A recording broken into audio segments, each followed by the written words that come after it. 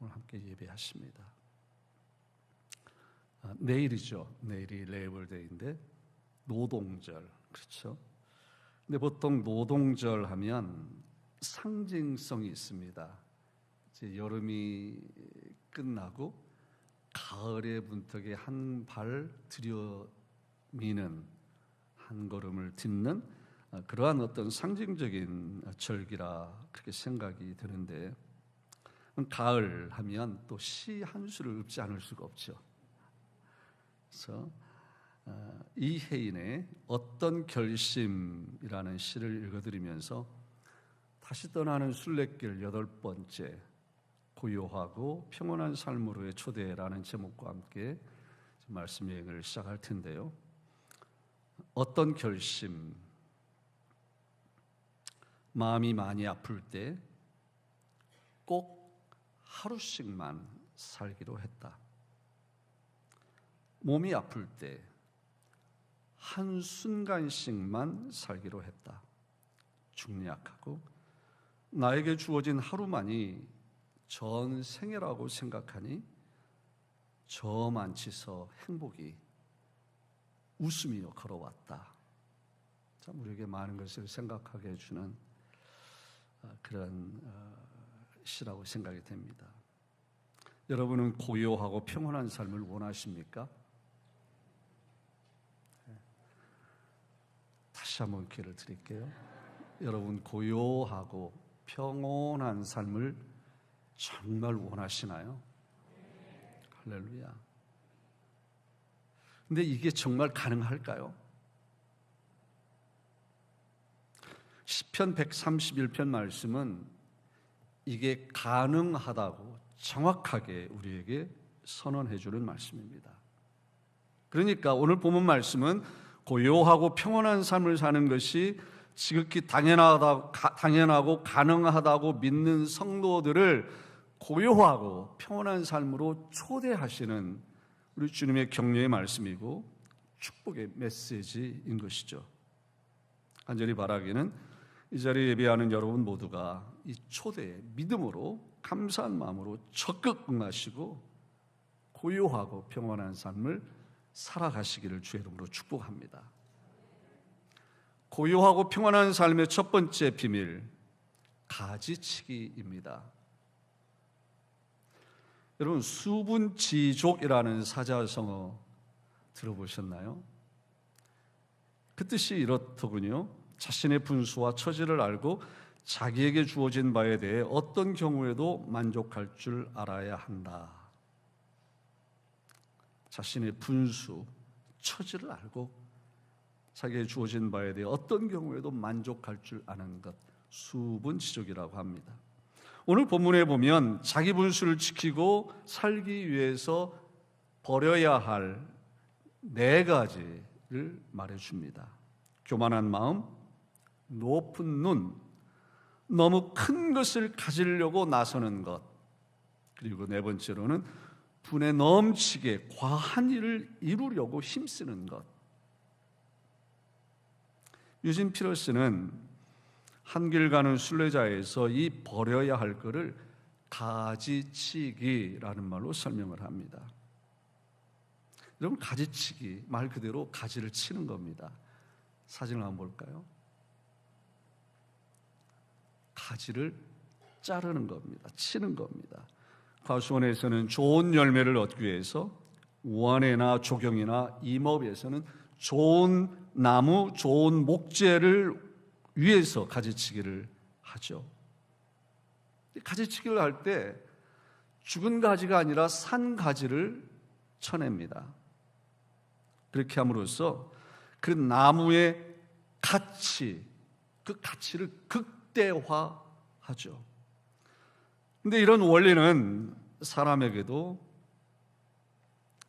특별히 영적 원리에도 그대로 똑같이 적용이 된다고 믿습니다. 우리 마음의 고요와 평온의 열매가 맺히려면 교만한 마음, 높은 눈, 너무 큰 것을 가지려고 나서고 분에 넘치게 과한 일을 이루려고 애쓰는 것을 가지치기 해야 한다는 것입니다. 한마디로 과도한 욕심, 야심, 야망, 욕망을 버리는 것입니다. 꿈을 꾸지 말라는 말이 아닙니다. 에이밍 하이, 높은 데 뜻을 두지 말라, 그 말도 아닙니다. 대신 우리가 꾸는 꿈이 내 욕심에서 나오는 건지, 내 야심, 야망에서 나오는 것인지, 아니면 하나님이 주신 꿈인지 정확히 하라는 것입니다. 하나님이 주시는 꿈을 꿀 때 하나님이 약속하신 고요와 평온을 경험하게 될 줄로 믿으시길 바랍니다. 근데 참 이 슬픈 현실은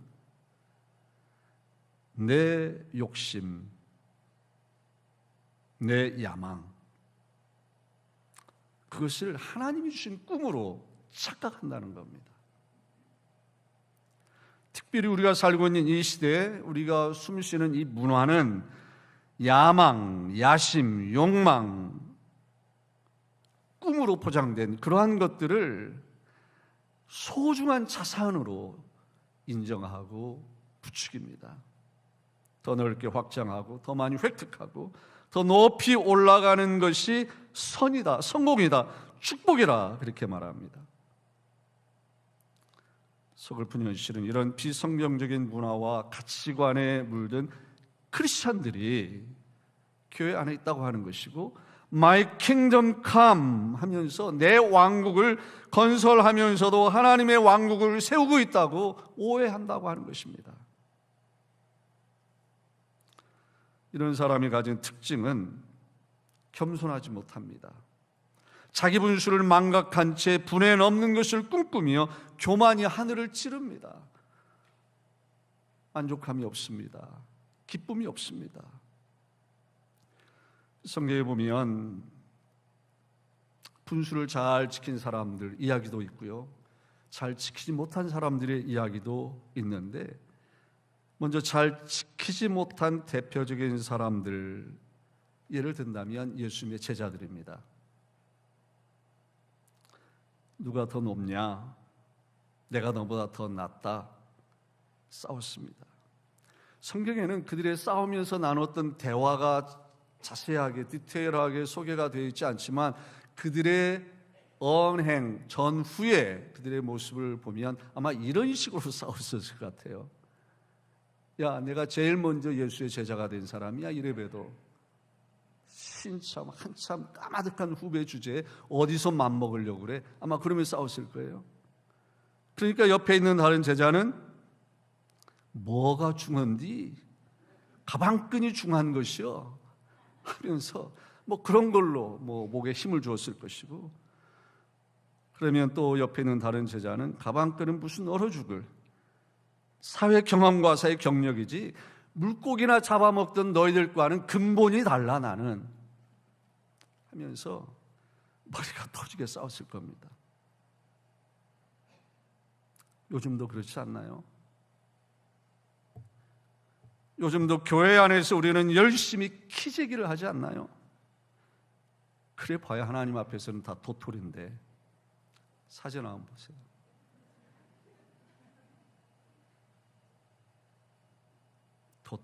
도토리 키재기. 그런데도 우리는 부지런히 나를 남에게 비교하면서 남은 과소평가, 나는 과대평가 줄기차게 해야 됩니다. 그러다 보니 온 세상이 시기, 질투의 소리, 자화자찬의 소리, 깎아내리는 소리, 아니면 말골식의 근거 없는 가십의 소리로 온 세상이 시끄러워요. 요란하게 진동해요. 제자들의 싸우는 소리를 듣던 예수님은 어린아이를 제자들 앞에 세우시고 이렇게 말씀하셨죠. 진실로 너희에게 이르노니 너희가 돌이켜 어린아이들과 같이 되지 아니하면 결단코 천국에 들어가지 못하리라. 그러므로 누구든지 이 어린아이와 같이 자기를 낮추는 사람이 천국에서 큰 자니라. 이게 우리 예수님이 가지신 가치관입니다. 하늘나라의 문화 컬처입니다. 성경에 보면 또 분수를 잘 지킨 사람들의 이야기도 많이 나오죠. 대표적인 사람 꼽는다면 다윗 왕. 오늘 보면 시편 131편을 쓴 사람입니다. 이 다윗 왕이 한 번은 블레셋 나라에 빼앗긴 하나님의 법궤를 찾아 다윗성에 모셔올 때 너무 기뻐가지고 춤을 췄죠. 바지가 흘러내리는 줄 모르고 춤을 췄다고 그랬어요. 그래서 왕비 미갈이 이렇게 비난했습니다. 그냥 여러분이 들을 때 그냥 쉽게 이해가 될 수 있는 번역을 찾다 보니 공동 번역, 저는 신학적으로 좀 문제가 있는 성경책이라고 보지만 이 대목은 너무나 멋있게 잘 표현을 해서 여러분 소개해 드립니다. 오늘 이스라엘의 임금으로서 채통이 참 볼만하더군요. 건달처럼 신하들의 여편네들 보는 앞에서 몸을 온통 드러내시다니, 그래서 비난을 했어요. 여러분, 다시 죄를 지은 것도 아니잖아요. 부끄러운 일을 한 것도 아니고 윤리도덕적으로 못할 짓을 한 것도 아니고 오히려 지극히 당연한 일, 하나님이 기뻐하시고 하나님이 인정하시는 일, 많은 사람들에게 본이 될 만한 일을 한 거잖아요. 우리가 이런 상황에서 이런 비난을 받으면 발끈합니다. 뚜껑이 열립니다. 발걷어부추같이 싸웁니다. 아니면 자존심 때문에 싸우지는 못하고 하던 일 안 해버립니다. 꼴 보기 싫다고.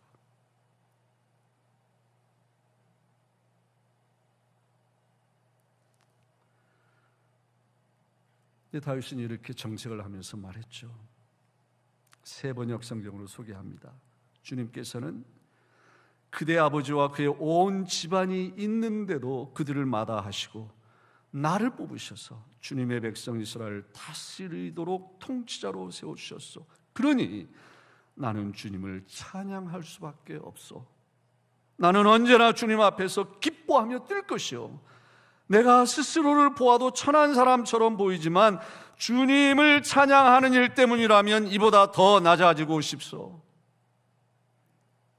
더 낮아져서 천하게 보일지라도 하나님을 찬양하는 일 때문이라면, 하나님을 예배하는 일 때문이라면, 하나님의 일을 하는 것이라면 나는 아무 상관이 없다는 거예요. 그게 겸손입니다. 고요와 평온을 맛볼 수 있는 비밀인 것입니다. 이것이 진정 분수를 알고 분수를 지키는 하나님의 사람의 참 모습인 줄로 믿습니다. 그런 고백을 했던 다윗이 오늘 본문에서 이렇게 고백한 거예요. 여호와여, 내 마음이 교만하지 아니하고 내 눈이 오만하지 아니하오며 내가 큰 일과 감당하지 못할 놀라운 일을 하려고 힘쓰지 아니하나이다. 새 번역에 보니까요, 주님, 이제 내가 교만한 마음을 버렸습니다. 오만한 길에서 돌아섰습니다. 너무 큰 것을 가지려고 나서지 않으며 분에 넘치는 놀라운 일을 이루려고도 하지 않습니다. 사랑하는 성도 여러분, 하나님 앞에서 분수를 지키는 저와 여러분이 되기를 주의 이름으로 축복합니다. 교만한 마음에 가지치기를 해야 합니다. 과도한 욕심, 야심에 가지치기를 해야 합니다. 성령의 검, 하나님의 말씀으로 가차없이 잘라내야 합니다. 나는 마음이 온유하고 겸손하다 말씀하시고, 그 말씀하신 주님, 하나님의 본체이신 그분이 자신을 다 비워내고 사람이 되어 이 땅에 오시고 돌로로사 십자가의 길을 걸어가시고 십자가에 죽으시기까지 낮아지신 겸손하신 온유하신 예수님을 바라볼 때, 그 길을 걸어갈 때 주님 약속하신 고요, 평온의 열매가 가득가득 수확될 줄로 믿습니다. 두 번째 비밀은 자발적으로 하나님을 신뢰하는 것입니다. 오늘 짤막한 세 개의 말씀 속에, 세 절의 말씀 속에 젖된 아이라는 말씀이 두 번 등장하죠. 여기 젖된 아이란 실컷 젖을 먹고 배가 불러 만족한 상태로 엄마 품에 안겨 잠을 자고 있는 아이를 말하는 게 아닙니다.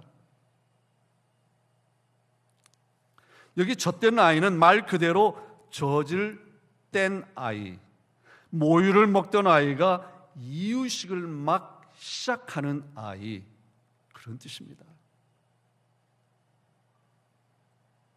사실 어떤 아이들도 젖을 떼고 이유식을 시작할 때 기다렸다는 듯이 기쁘게 하는 아이들은 아마 없을 겁니다. 보통 세계 전쟁이 터지죠.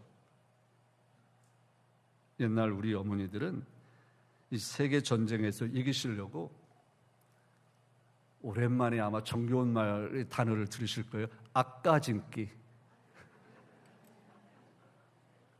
옥도정기, 빨간 냄새 나는 것을 바르죠.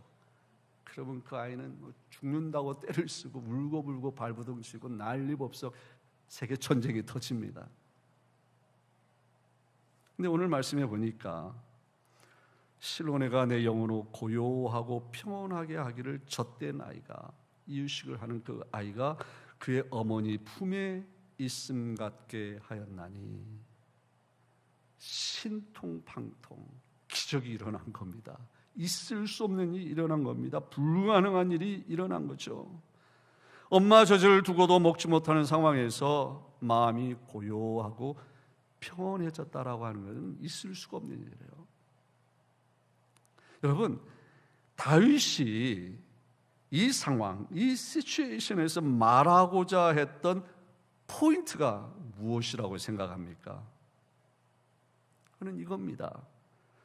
젖을 주지 않는 엄마임에도 불구하고 그 엄마를 신뢰하기 때문에 엄마의 품에 안겨 고요하고 평안할 수 있었다. 그게 포인트입니다.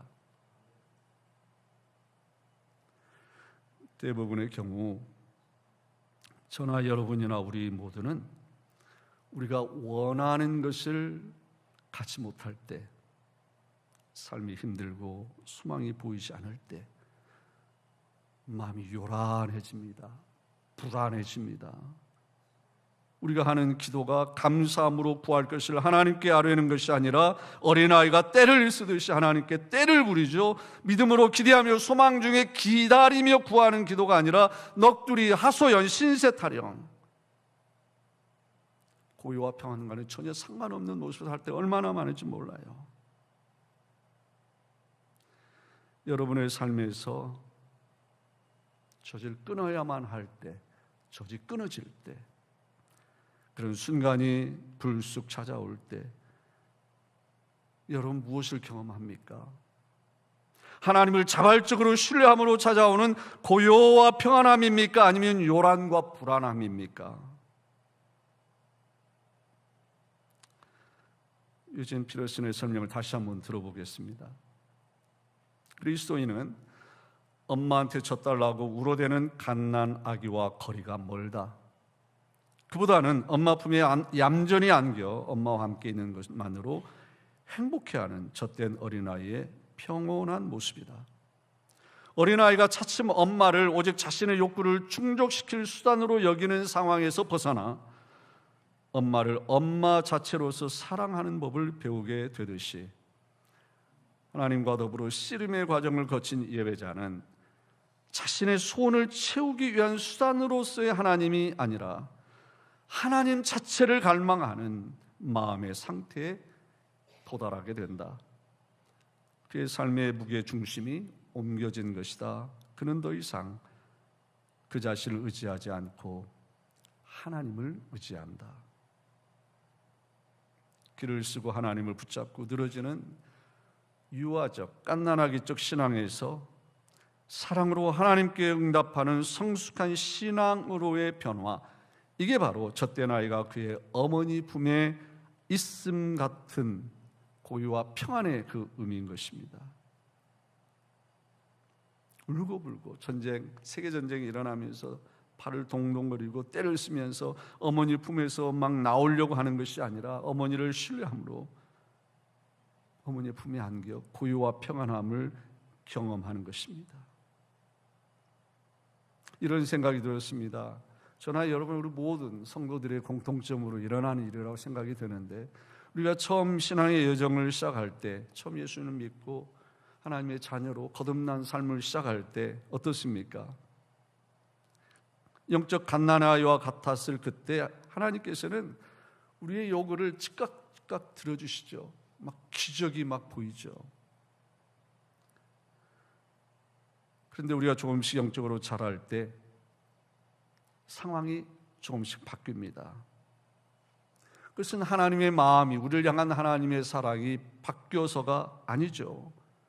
우리가 자발적으로 하나님을 신뢰하기를 원하시는 하나님이 그렇게 우리들을 이끌어 가시는 것이죠. 하나님께서 우리로부터 젖을 떼시는 것은 우리가 자발적으로 하나님을 신뢰하는 법을 배우게 하시려는 하나님의 사랑의 배려인 줄로 믿으시면 아멘 하시길 바랍니다. 오늘 3절 말씀에 있는 대로 우리들로 하여금 지금부터 영원까지 여호와만을 바라라고 부르시는 겁니다. 전에는 하나님이 내가 원하는 것, 내가 원하는 때 해주셔야만 한다고 박박 우겼지만 젖된 지금은 성숙을 향하여 나아가는 우리들은 나를 둘러싼 상황들이 내가 원하는 대로 돌아가지 않는다고 해도 하나님은 여전히 나를 사랑하시고 나를 위한 최선의 계획 가운데 빈틈없이 나의 발걸음을 한 걸음 한 걸음 인도하시고 돌보신다는 사실을 믿고 고백하고 주님을 신뢰하고 그렇게 하나님을 찬양하고 하나님을 예배하고 하나님을 사랑한다 고백해야 한다라고 하는 것입니다. 내 뜻이 아니라 아버지의 뜻이, My kingdom come이 아니라 Thy kingdom come, 아버지의 왕국이 내 영광이 아니라 아버지의 영광이 나타나기를 갈망하는 것입니다. 마음에 와 닿은 글이 있어서 소개해 드리면서 말씀을 마치려고 합니다. 어린아이의 마음으로 모든 것을 그분께 맡기십시오.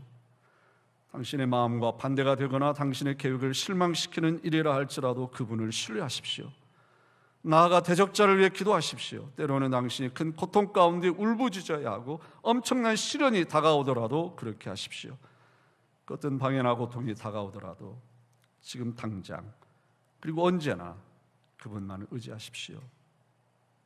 그리고 그분의 임재 안에서 침묵하십시오. 사랑하는 성도 여러분, 고요하고 평온한 삶을 원하십니까? 하나님의 말씀은 우리에게 교만한 마음을 버리고 오만한 길에서 돌아서는 것이 비결이라고 말씀합니다. 너무 큰 것 가지려고 아둥바둥 나서지 말고 분에 넘치게 과한 일을 이루려는 마음을 내려놓으라 말씀합니다. 그 대신 여호와가 나의 목자시니 나에게는 부족함이 없습니다. 그 노래를 배워 부르라고 말씀하십니다. 십자가상의 예수님을 바라보라고 말씀합니다. 고요와 평온의 은총이 여러분 한 분 한 분, 여러분의 자녀들, 여러분의 가정, 우리 교회에 넘치시기를 축복합니다. 우리 다 같이 일어나셔서 결단